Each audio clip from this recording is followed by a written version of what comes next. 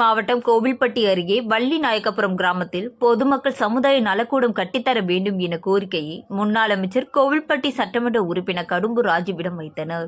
கோரிக்கையின் அடிப்படையில் சமுதாய நலக்கூடம் கட்டுவதற்கு பாராளுமன்ற உறுப்பினர் தம்பிதுரை நிதியிலிருந்து ரூபாய் 25 லட்சம் மதிப்பில் புதிதாக சமுதாய நலக்கூடம் கட்டுவதற்கான அடிக்கல் நாட்டு விழா நடைபெற்றது.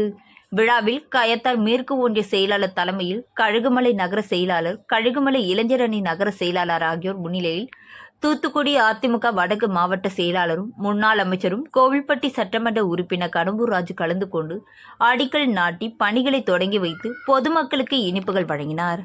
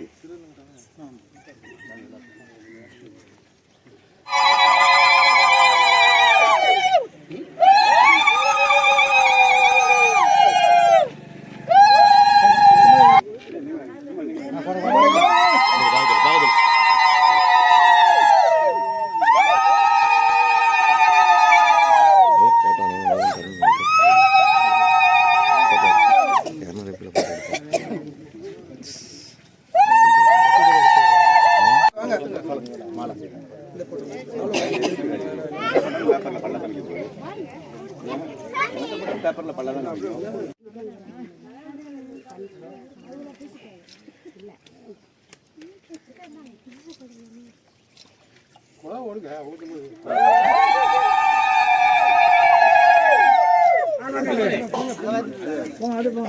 வாங்கக்கா